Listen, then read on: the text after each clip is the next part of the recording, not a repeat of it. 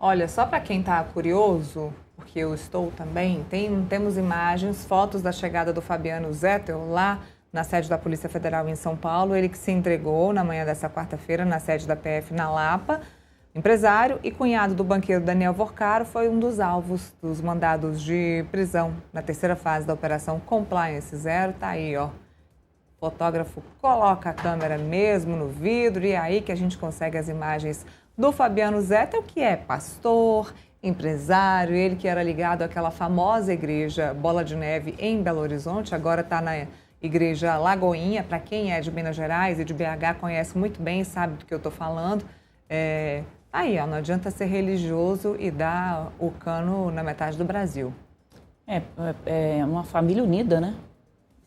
Estavam ali juntos nesses esquemas, né? Na verdade, o Vorcaro operando tudo e os seus operadores, entre eles o seu cunhado, nessas relações, né? Porque o pagamento, por exemplo, para a compra do resort Taiaiá, do ministro Dias Toffoli, foi feito via um fundo do Zettel, né? Então, inclusive, Neila, é bom que se diga que o ministro Gilmar Mendes proibiu a CPMI do crime organizado de quebrar o sigilo da Maridit, de ouvir os irmãos do ministro Dias Toffoli, nesse contexto das relações de negócios com o Banco Master.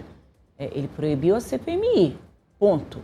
Mas o ministro André Mendonça, que é o relator dessa história toda, tem toda a liberdade para pedir a quebra de sigilo e investigar essa história, né, que passou pelo Zettel, mas na verdade a ordem foi do Daniel Vorcaro para se comprar o resort do ministro, numa tentativa, claro, ali de você se aproximar de uma figura dessa que era um modus operandi ali, né? Você dividir ali a bufunfa, né, para trazer todo mundo para o mesmo barco, para se uma hora explodisse, estaria todo mundo blindado, né? Acabou que a coisa chegou num tamanho que explodiu e está respingando água e lama aí para todo mundo. Eu concordo com essa avaliação. E a gente já tinha colocado um pouquinho aqui, né, Neila, com relação ao Banco Central. Para mim, a coisa mais grave desta investigação, dessa operação de hoje, é claro, não estou minimizando, né, as ameaças ao nosso colega, Lauro Jardim, a gente já comentou sobre isso, mas é muito grave que você veja o sistema corrompido, né? 2 diretores do Banco Central. A gente está falando do alto escalão do serviço público, aquele que ganha os maiores salários, aquelas pessoas que são mais preparadas. Passar num concurso do Banco Central é dificílimo, é um dos concursos mais difíceis. Então a gente não está falando de um funcionário que não tem consciência do que ele está cometendo. São pessoas extremamente preparadas. E se tem ali um sistema podre, corrompido dentro do Banco Central, e eles buscaram a autonomia, estão buscando a autonomia financeira, né? Você já tem a autonomia do presidente do banco, né, que não pode mais ser demitido. Agora eles querem também autonomia financeira. Agora o Banco Central vai ter que se fechar, lavar essa roupa suja, fazer uma limpeza ali também e vai ter que para mim, todas as decisões tomadas pela diretoria do Banco Central que envolvem essas 2 personagens estão sob suspeição. Porque se agiram dessa forma com o Vorcaro, por que não agiram em outros casos? Então, isso foram só eles? Eles também vão precisar dizer se tem outras pessoas envolvidas. Então, neste momento, ajudaria muito que essas pessoas colocassem a mão na consciência e resolvessem falar o que sabem, para que se faça, né, no país, se tire tudo da lama, se coloque em cima da mesa para que se possa prosseguir. Então, é o mínimo que elas podem fazer, depois de se deixarem corromper, é que elas colaborem com a justiça para que se venha à tona, né, o quanto que esse esquema aí pegou todo mundo. E a gente não pode deixar de falar também do esquema do INSS, porque ali, se é um esquema que chegou no filho do presidente da República, também tem muita gente que está envolvida e uma delação premiada colaboraria muito para se saber o alcance que isso tomou. E vamos lembrar, Neila, também envolve bancos. Porque os bancos também faziam descontos ilegais de aposentados e pensionistas de empréstimos consignados. Então a pessoa, às vezes era tão baixinho o valor, Ela nem percebia que estava tendo aquilo descontado. Sim, esse é o plano perfeito. Mas no montante, na verdade, né? E aí você está tratando de pessoas idosas, que muitas vezes não tem mais formas, né, de perceber que elas estavam sendo ali lesadas, né, mais facilmente ludibriadas. Então o Brasil está diante de 2 escândalos. Eu estava lembrando esses dias, alguém me falou, na época da Lava Jato se dizia que era o maior escândalo de corrupção da história do Brasil, quiçá da história mundial. E a gente vê que a vida sempre vai surpreendendo a gente, superando, né, os fatos, porque o ministro Fernando Haddad já disse que o esquema do Master é o maior escândalo financeiro da história do Brasil e o esquema do INSS, ele não disse, mas direi eu, é o maior escândalo de roubo, que não tem outra palavra, de dinheiro de aposentados e pensionistas. Estes 2 casos respingam no governo, né? Porque a gente está vendo agora envolver o Banco Central, diretores do Banco Central. A gente tem pessoas muito próximas ao governo que são ligadíssimas a pessoas do Banco Master. Então, o governo também já está preocupado com isso, porque esse assunto corrupção voltou a dominar a agenda política do país há meses de uma eleição presidencial. Vou aproveitar para puxar minha sardinha aqui. A partir das 3h30, o Panorama Metrópolis, hoje a gente reformulou o programa e vai ser sobre quais as consequências eleitorais, tanto do caso Master quanto do caso do Lulinha, né, na disputa presidencial deste ano, Neila. E são muitas. Olha, quero contar para vocês. Diga, Felipe, por favor. Uma dano importante, olha que importante destacar aqui, Andresa, o caso do Banco Master também tem relação com o INSS. Né? Ou seja, o maior caso financeiro está dentro do caso do INSS. E ao que tudo indica, aí que tá, há suspeitas claras que a compra do Banco Máxima pelo Daniel Vorcaro e fez o Daniel Vorcaro entrar no sistema financeiro do Brasil, teve dedo do Paulo Sérgio, que é o diretor de fiscalização do Banco Central, que não deveria ter autorizado a compra do Banco Máxima, que virou Banco Master depois. Ou seja, olha o nível da corrupção e do problema institucional no Brasil. Só com o Banco Master em relação ao CDB, teve um rombo de 6,5 bilhões no Fundo Garantidor de Crédito.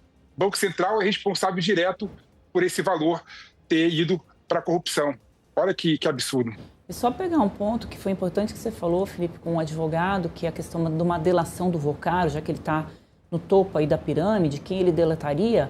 Então, ele tem muito o que delatar, porque ele pode contar quem são esses servidores ali que se deixaram corromper, né, para beneficiar os seus negócios, e ali ele conseguiria uma redução de pena ou até uma anulação de qualquer tipo de pena. Então, tem uma grande expectativa de que, se essa prisão do Daniel Vorcaro se estender muito, ele possa partir para a delação. Porque agora virou uma corrida também, viu, Neila e Felipe? Não é só o Vorcaro que está enrolado. Você tem o Vorcaro, você tem o João... Eu nunca lembro o nome dele. O que era CEO, o Augusto Lima, o Vorcaro, o Augusto Lima, que são 2 pessoas que podem fazer a mesma delação. Então, se o Augusto Lima, que foi CEO do Master, depuser antes do Vorcaro, aí o Vorcaro não vai ter muito o que contar, né? Então... neste momento, as peças aí desse tabuleiro estão se movendo para ver quem é que ocupa esse espaço primeiro, e o que deve ter de gente indo para a Disney, né, para comprar uma fantasia do Mickey neste momento, e não vai querer nem o Fast Pass, vai ficar na fila grande ali mesmo para disfarçar, porque vai cair muita gente, né, dentro desse esquema todo aí. E Vorcaro vai ter que dar uma passeada, viu? Vai ter que sair da onde ele está, vai ter que sair da PF e ir para um presídio. O ministro André Mendonça autorizou que o banqueiro Daniel Vorcaro saia da sede da Polícia Federal, na custódia da PF, e seja transferido para o sistema penitenciário. O pedido foi apresentado pela própria Polícia Federal, que disse, olha, aqui não cabe ninguém que vá ficar cumprindo prisão preventiva. Aqui é só quem vai ficar pouco tempo. A prisão preventiva é por tempo indeterminado, até que aquela pessoa pare de atrapalhar as investigações, pelo menos, ou até que ela seja julgada. Não sabemos quanto tempo ele vai ficar preso, ou seja, ele não dá para ele ficar custodiado na sede da Polícia Federal em São Paulo. Vorcaro foi preso preventivamente em operação deflagrada hoje e ainda está detido na Superintendência da Polícia Federal, mas vai ser encaminhado ao presídio após a conclusão dos procedimentos formais da prisão. Já que ele foi detido na capital paulista, a nossa equipe está lá esperando essa saída. É claro, assim que ele sair, a gente vai ter essa imagem. O Fabiano Zettel, que é o cunhado, chegou lá, a gente mostrou para vocês agora há pouco. Agora, vamos esperar a saída do Daniel Vorcaro. Não sabemos ainda para qual presídio, né? Se vai ser o Presídio das Estrelas, se vai ser ele vai para lá, mas ainda estamos aguardando essa informação. Ele ficou 7 dias preso, né? Quando ali no final do ano ele foi para um presídio, não me recordo qual foi o presídio agora, mas ficou ali, né? Durante um tempo numa cela mesmo, acompanhado, tinha uma outra pessoa na cela quando ele chegou. E depois o próprio Augusto Lima, que foi o CEO, e outros diretores do Master também foram presos, foram transferidos para esse mesmo local e eles ficaram ali um tempo. Na época ele foi solto porque ele conseguiu comprovar, né, que a intenção não era fugir do Brasil, ele estava no seu jatinho, né, iria para Dubai, e que ele teria comunicado ao Banco Central essa viagem. Agora a gente já não sabe mais se essa comprovação de que ele comunicou ao Banco Central, se ela existe ou não, né, porque tudo agora envolvendo o Banco Central vai precisar ser olhado com lupa, porque já sabemos, né, a partir dessa operação de hoje, que há suspeitas, né, a gente sempre tem que tomar cuidado, né, Neila, Felipe, porque são investigações em curso, de que servidores do Banco Central estariam recebendo dinheiro para beneficiar o Daniel Vorcaro. Então, se mostrou agora acertada as investigações com relação ao Banco Central. O ministro Jonathan agora pode vir a público e dizer, eu não disse, que tinha que investigar, porque apanhou tanto com relação a isso. Pode ser até que o propósito dele era outro, mas que ele atirou no que viu e acertou do que não viu, isso é verdade. Então, agora a gente começa a entender também, Neila, por que tanta gritaria, né, Felipe, para não se deixar investigar o Banco Central, né? Tinha coisa ali, né? Ponto interessante também, Andresa e Neila, é que na decisão da desembargadora que converteu a prisão do Daniel Vorcaro em medidas restritivas, né, de direito, estava lá que ele não gerava ameaça à investigação. Aí, quando você vê a decisão do André Mendonça, em vários momentos, ele ameaçando jornalista, ameaçando usar o seu sicário, né, para ameaçar e monitorar adversários políticos, empresariais dele, você vê que foi uma decisão completamente errada da juíza naquele momento em liberar o Daniel Vorcaro, né? Então, realmente, você vê que a questão tem muito desenrolar ainda e muita água para rolar ainda debaixo da ponte. Bom, vou me despedir da Andresa. Andresa, a gente vai mudar de assunto, vai falar de guerra agora. Vou deixar você se preparar para o Panorama Metrópolis. Já convida de novo aí quem está nos assistindo para o Panorama e para a coluna, por favor. Obrigada, Neila. Obrigada a todo mundo. Felipe, o Panorama começa das 3h30 às 4h30. E hoje a gente vai comentar as repercussões para as eleições da prisão do Daniel Vorcaro e da quebra de sigilo do Lulinha, né? A gente já comentou aqui que o ministro Flávio Dino ainda não proibiu a CPMI de quebrar o sigilo do Lulinha. Isso certamente vai ter muito impacto na candidatura do presidente Lula nas eleições presidenciais. Como é que eles vão fazer para sair disso tudo? E o Flávio Bolsonaro era amigo ou não era amigo do Vorcaro? Então te convido a partir das 3h30 comigo e com o Bruno Soler aqui no YouTube do Metrópolis.